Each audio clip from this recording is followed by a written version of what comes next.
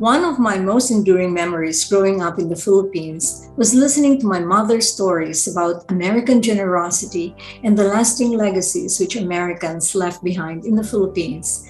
The most important legacy, she pointed out, was the public education system, which started with the arrival of Famosites in 1901 in the Philippines, when the first group of educators from Harvard, Yale, Cornell, and other universities arrived in the country.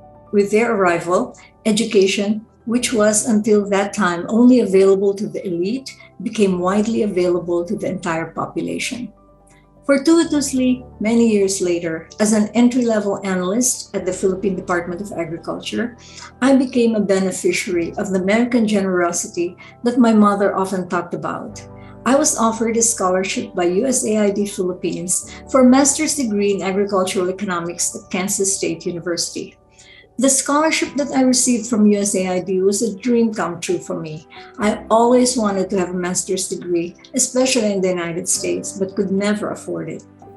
The higher level technical, analytical, and critical thinking skills that I gained enabled me to formulate better thought out, more defensible policy recommendations to the Secretary of Agriculture. This led to many very substantive and highly gratifying roles that I subsequently assumed throughout my career.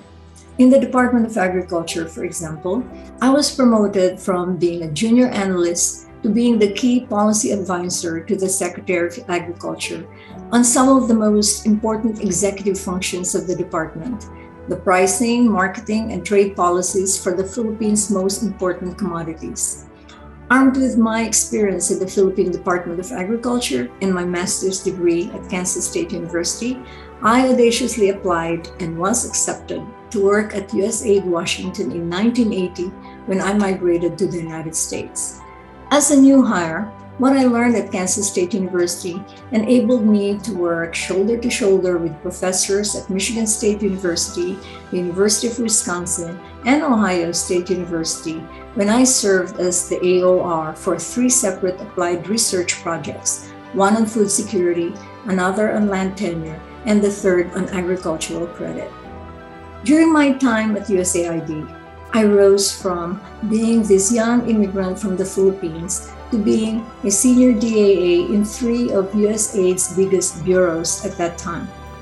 And I capped my career at USAID serving as acting administrator before the Senate confirmation of Samantha Power. The scholarship that USAID Philippines gave me in the 1970s opened doors for me that I know would not have been possible without it.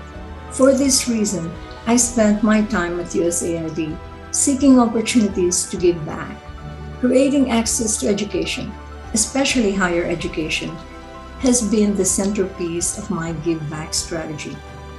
Programs across all sectors, in agriculture, in health, economic growth, environment, or democracy, should include opportunities for scholarships in higher education. In fact, my own scholarship came from agriculture funding. Indeed, if USAID is to successfully help partner countries become resilient and self-reliant on a sustainable basis, investing in human capital, especially in higher education, is crucial. An American philosopher, William James, once said that the greatest use of one's life is to spend it for something that will outlast it. Investing in human capital gives us the opportunity to do just that.